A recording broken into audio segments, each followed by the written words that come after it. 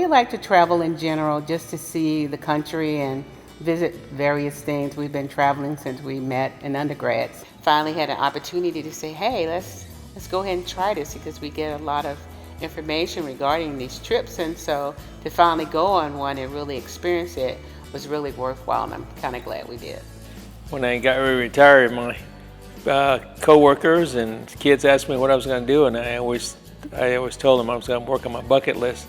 And then also it fell on the same week as my birthday, so it kind of turned into like, hey, we can celebrate two things on this trip.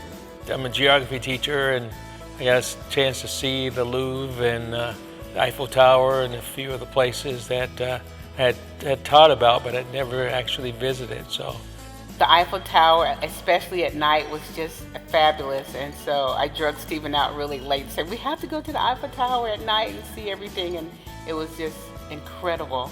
We got to try truffles, and we got to try bread and meats, and that was unexpected, just kind of get a taste of Paris and then hear the perspective of how things are there and why they use certain spices and the cheese, and so that was really, I really enjoyed that part.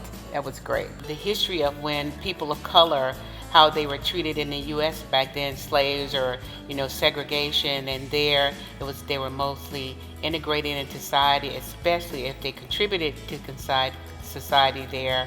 They were just treated like wasn't segregated by where they lived or where they could eat or jobs or anything like it was in the U.S. So that was really enlightening to see how you were treated as a person of color here versus there. During World War I, they had an African-American regiment who went, and they have a monument in France that helped defeat the German soldiers in France, and they were held as heroes there, but in the United States you didn't hear much about them. We were all felt like Cyclone family traveling together. The itinerary was very laid out from the time they picked us up till they took us back to the airport and everything in between. So from that aspect, you don't really have to do a lot of planning because everything is kind of laid out for you. But at the same time, you have some flexibility to kind of do some exploring on your own. And so if you haven't been somewhere before, this was a great opportunity to go into a country or city and have it kind of laid out for you, and then you explore from there rather than trying to do it on your own and miss something. This opportunity, they hit the highlights, and then you could hit everything in between.